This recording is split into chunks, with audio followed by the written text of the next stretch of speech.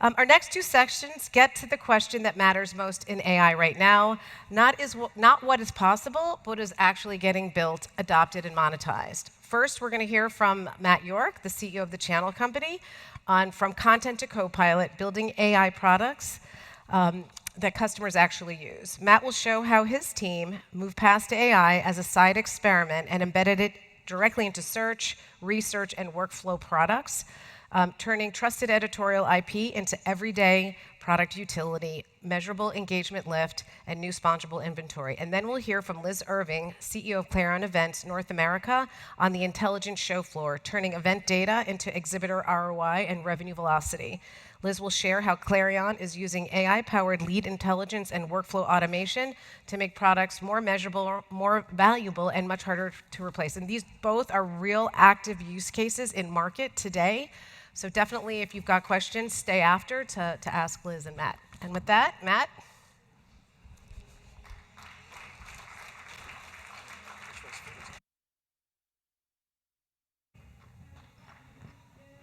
Okay. Good afternoon. Obviously, I'm in the cleanup spot, so I'll keep it brief. So Matt Yorke, channel company, for those that don't know, we essentially write about B2B technology. So it's our customers that essentially are changing the world and driving all of this disruption. And when you're in tech media, you get an inside track, which is a great place to be. So I'm going to talk a little bit, just very quickly, about the market. Then I'll talk about our journey and how we've approached that, and then I'll share some actual real-life products that are out in the wild today. Now, last year at this event, I think you heard AI occasionally.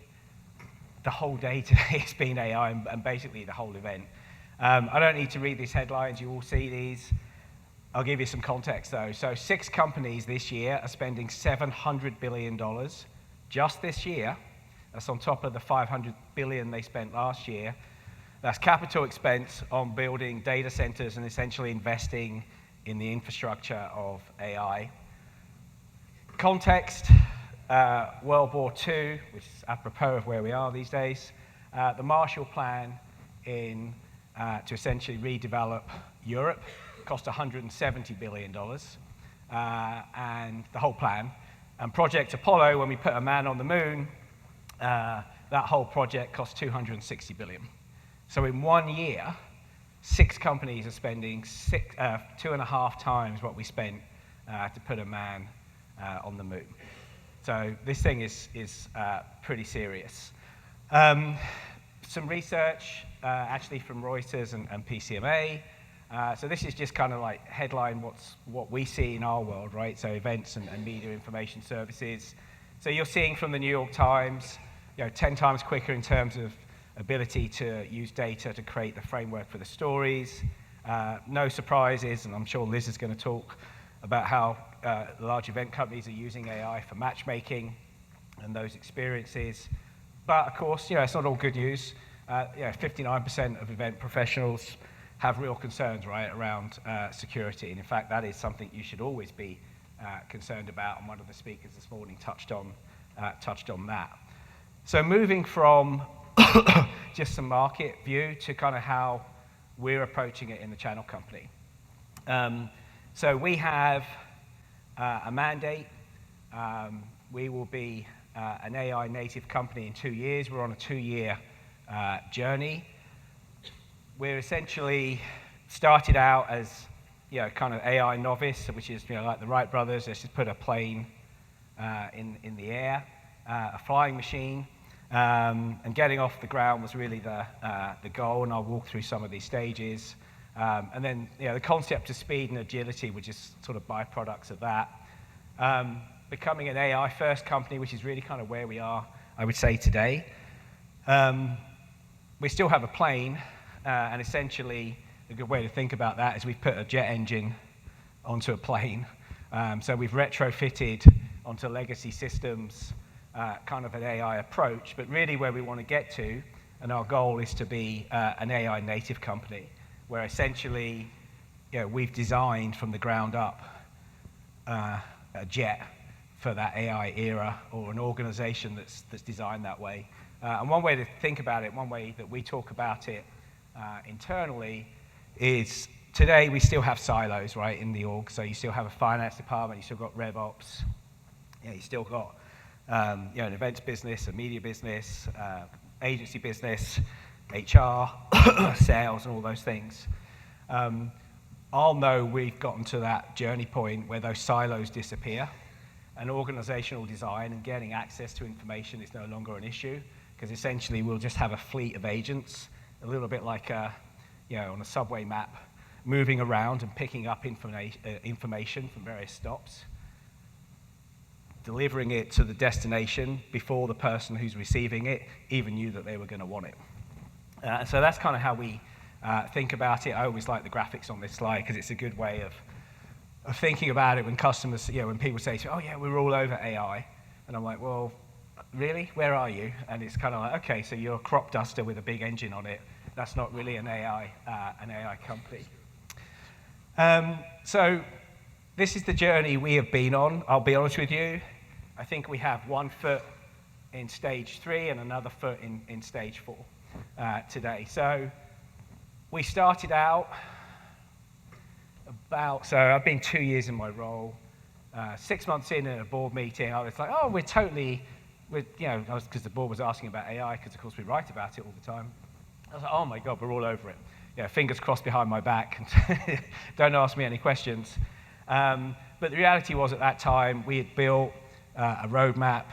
We actually went out and built a framework, a policy document, and then we had a small task force led by our very overzealous CIO of the time, determined to prove that you couldn't have AI in the organization, because if you were smart enough, you could ask it a series of prompts and it would go away and find information that you as a user should never have had access to, like share executive compensation, right? And so we were trying to break the model to see whether Copilot, because we're a Microsoft shop, actually understands rules and admin rules.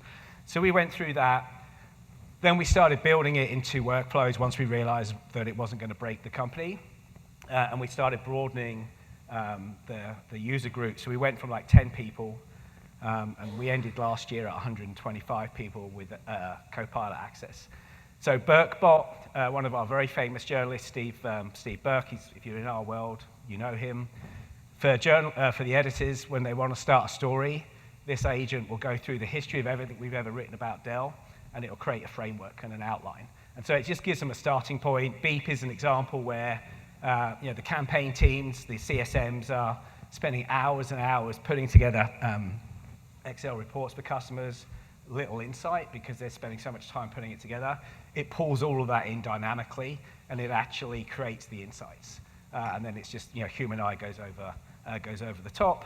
And we've now, as I say, we've moved into like this 3, 4, and I'm going to talk about CRN answers and some of what we're doing there.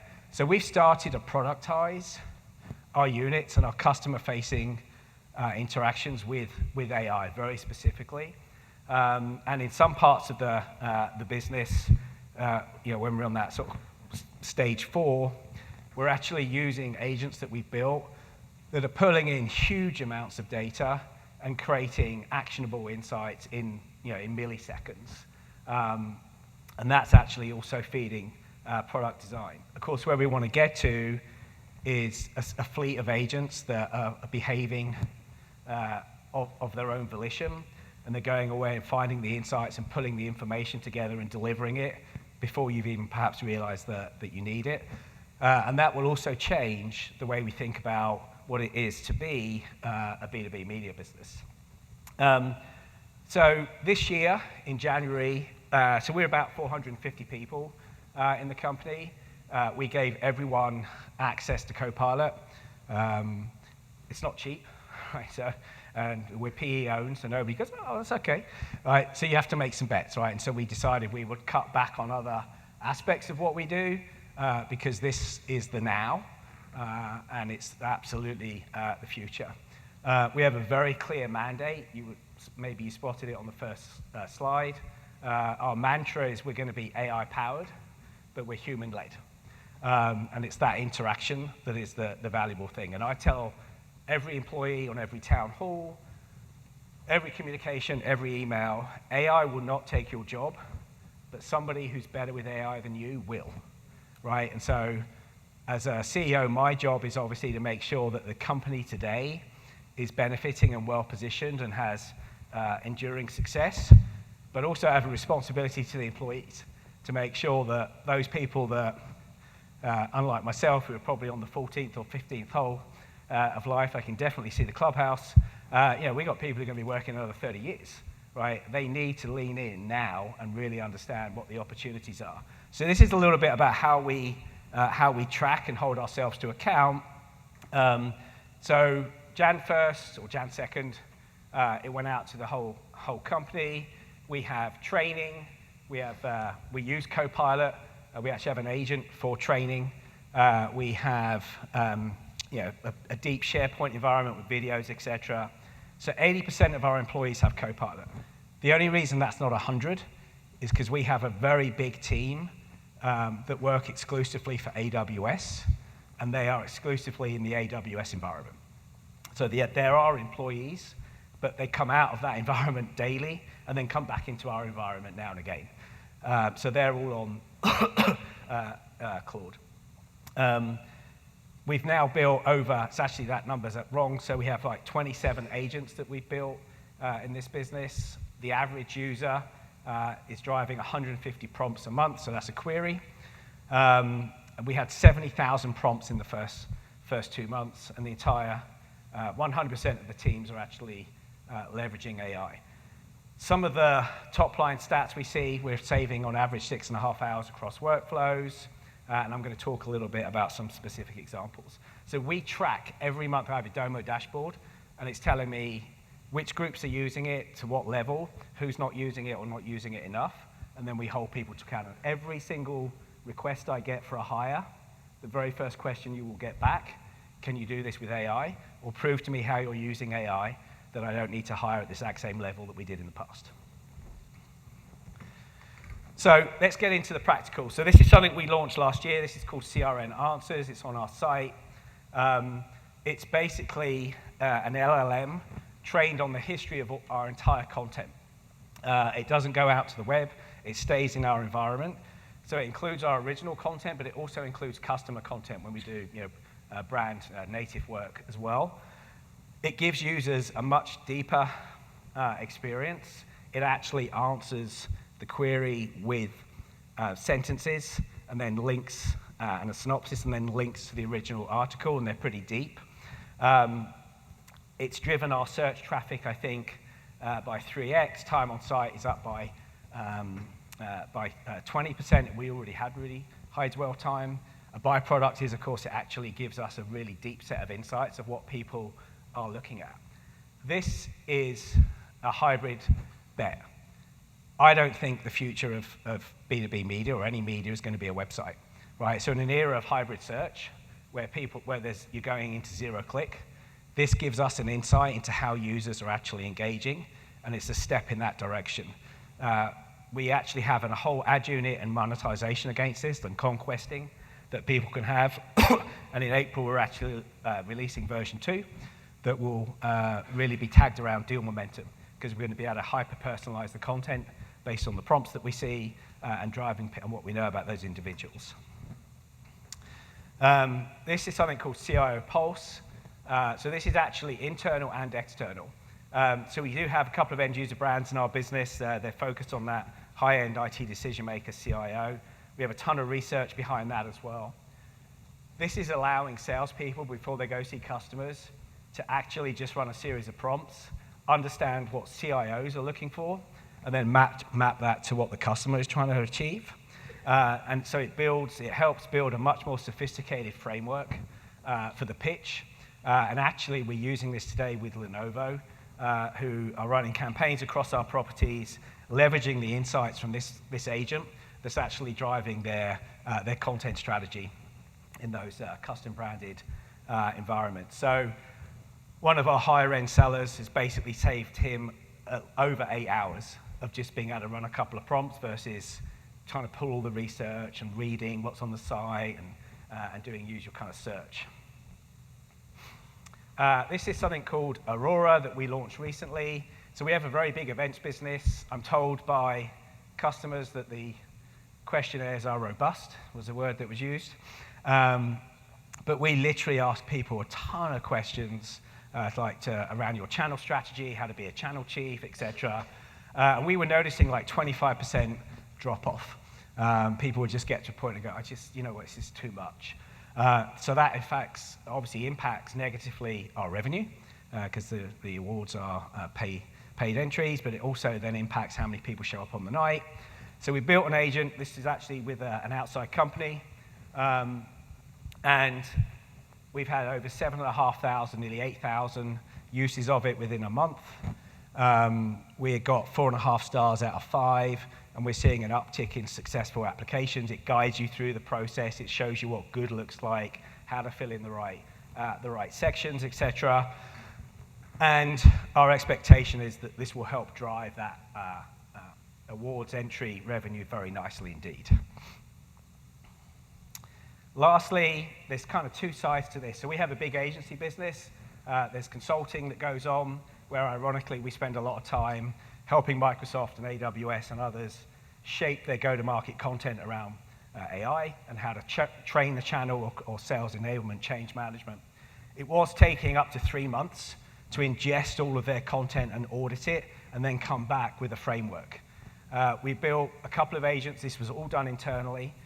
One's in the voice of Microsoft, one's in the voice of AWS, because they have different tone, they have different vernacular, and we're now down to 3 months to 3 weeks to actually being able to say, right, here's your go-to-market strategy, here's how you need to go talk to the channel. That's one side of it. In terms of then going to creative and those concepts, we've gone down from 3 weeks to 2 days. And so, this is helping us drive scale, right? And this is helping us on what are very people-based businesses actually scale the business more profitably. So, because I'm right on time, a couple of things I'm going to say, right? Yes, AI, hype. Like the iceberg, 90-something% is below the water. That is what is happening today. All you're seeing are the headlines about the capital expenditure. We're a 450-person company. We're a great example of Main Street. We went from, can we break it? Should we have it? 10 people to 125 to now just under 400 people. The entire company has access. We went from no agents to 27 agents in our business. And I think you'll find, as the year rolls through, more and more companies will start showing you what they're able to do and how they're doing this. One way I think about it, and I talk to my board, is if for every $100 it used to, let's say every $100 I acquired in revenue, it cost me $10 in human capital to deliver that. I think what we're starting to see is that's going to shift to $500 of revenue is going to cost me $10. And that's margin expansion, and that's a really beautiful thing if you work for PE. So the technology, Doug's laughing. The technology is not the limitation, it's us, right? There's a book I read over Christmas, the AI-powered leader. I encourage you to read it. You give AI context, you give it tone and an expectation, it will blow your minds what you're able to do.